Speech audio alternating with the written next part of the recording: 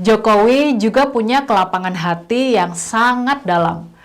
Semua dianggap teman, bahkan orang yang sering berseberangan dengannya.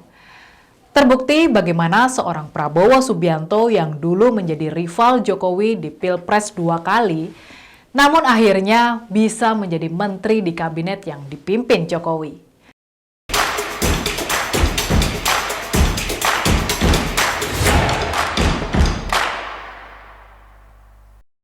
Punya karir yang baik merupakan dambaan hampir semua individu.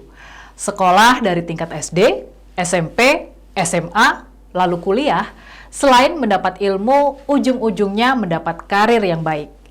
Dalam politik pun demikian. Jika ingin berkarir di politik, sewajarnya masuk partai politik, mulai dari kader, pengurus, elit partai, sampai dengan ketua umum partai. Tangga politik normalnya seperti itu. Ada juga orang yang baru masuk partai langsung memegang jabatan penting, bahkan tidak lama kemudian jadi ketua umum partai. Bisa juga, tapi itu jarang, kecuali jika ayahnya jadi ketua umum partai. Nah, ada orang yang mempunyai perjalanan karir politik yang begitu mengagumkan. Bahkan, lawan politiknya pun menganggap sebuah keajaiban.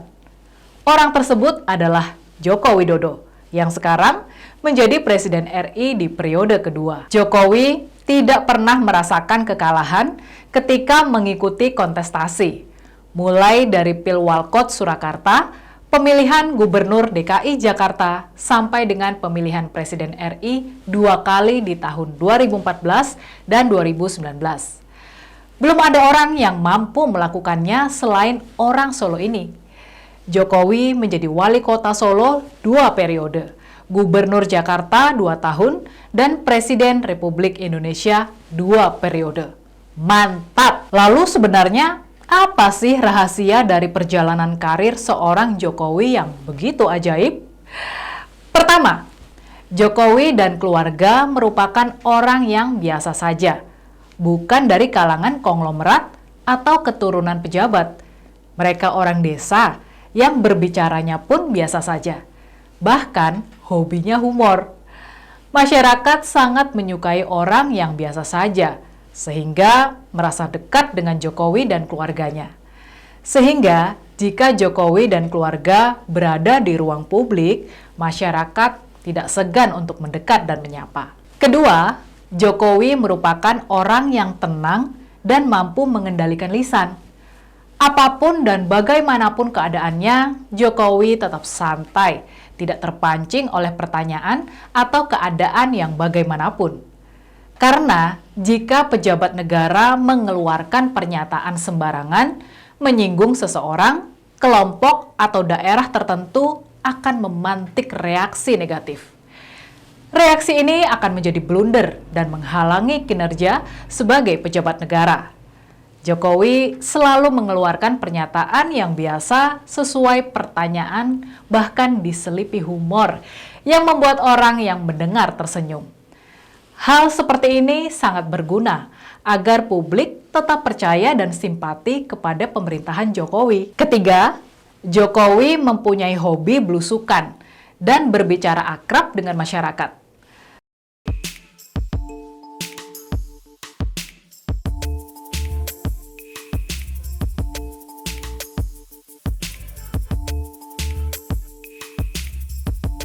Belusukan ini dilakukan kapan saja jika ada kesempatan, tidak hanya menunggu waktu kampanye saja. Belusukan Jokowi ini merupakan kampanye yang sangat ampuh dan tidak mengenal waktu. Kapan saja ada kesempatan, Jokowi bertemu langsung dengan masyarakat.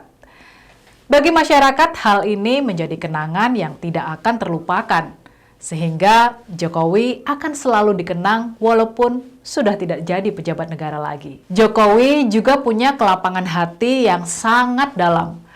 Semua dianggap teman, bahkan orang yang sering berseberangan dengannya. Terbukti bagaimana seorang Prabowo Subianto yang dulu menjadi rival Jokowi di Pilpres 2 kali, namun akhirnya bisa menjadi menteri di kabinet yang dipimpin Jokowi. Masih ingat kan? bagaimana rivalitas Jokowi dengan Prabowo terjadi. Pertarungan antara Jokowi dan Prabowo saat itu sangat panas terasa sampai ke masyarakat bawah. Bahkan, tahun 2019, tahapan Pilpres sampai ke Mahkamah Konstitusi. Waktu itu, kubu Prabowo ngotot jika pihak mereka layak menang. Kekuatan kubu Prabowo dan Jokowi relatif seimbang, sehingga menimbulkan suasana politik yang sangat panas. Kubu Prabowo sangat ngotot dan berjuang sangat keras agar jagoan mereka menang. Tapi tahun 2019 pula terjadi peristiwa yang di luar dugaan dan mengecewakan. Khususnya bagi pendukung militan Prabowo yang berjuang habis-habisan demi Prabowo menjadi presiden. Berawal dari pertemuan hangat antara Jokowi dan Prabowo di MRT Jakarta, maka terjadilah kesepakatan.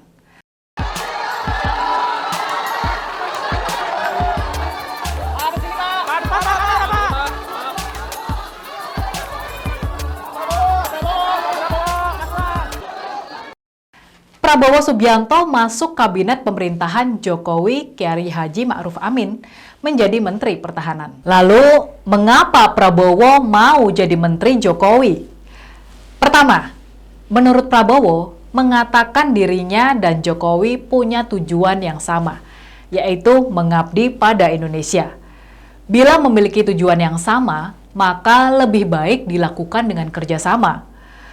Prabowo mengatakan banyak terinspirasi dari sejarah perseteruan dua panglima perang asal Jepang, Tokugawa Ieyasu dan Toyotomi Hideyoshi. Menurut Prabowo, kedua panglima perang itu sama-sama memiliki prajurit yang kuat, namun memilih berdamai untuk kepentingan yang lebih besar, yaitu Jepang. Kedua, sepertinya Partai Gerindra dan Prabowo sudah bosan jadi oposisi yang hanya teriak-teriak kritik sana, kritik sini, tapi tidak ada yang mendengar. Apalagi masyarakat lebih cenderung melihat dan menikmati kinerja Jokowi daripada mendengarkan kritikan dari oposisi. Jadi, oposisi memang bukan kesalahan, tapi tanda kekalahan. Selain itu, oposisi tidak mendapat apa-apa. Tidak ada jabatan dan kekuasaan. Mereka hanya bisa mengkritik, menyalahkan dengan fakta dan data yang terkadang dipaksakan. Ketiga, nampaknya Partai Gerindra dan Prabowo mempunyai tujuan jauh ke depan. Mereka sadar jika Jokowi mempunyai pengaruh besar di masyarakat. Dan maka dengan menjadi menterinya Jokowi, Prabowo bisa ikut populer, ikut kecipratan citra positif dari Jokowi. Terbukti, dari beberapa kali kesempatan, Prabowo cukup sering berjalan dengan Jokowi dan mendapat sambutan dari masyarakat. Diakui atau tidak, Prabowo mendapat endorse dari Presiden Jokowi menuju tangga Pilpres 2024. Keempat, Jokowi tidak bisa ikut Pilpres lagi. Di tahun 2024 merupakan kesempatan yang sangat baik bagi Prabowo. Dengan jadi menterinya Jokowi, Prabowo bisa menggambarkan jika dirinya mampu menjadi penerus Jokowi. Prabowo akan dianggap paham betul apa keinginan dan kinerja Presiden Jokowi. Sehingga jika Prabowo jadi presiden, akan meneruskan program Jokowi dan menambahkan dengan program yang lebih segar dan bermanfaat. Dan kita tahu, Jokowi mencari penerus, bukan pengganti. Jokowi ingin keberlanjutan, bukan perubahan.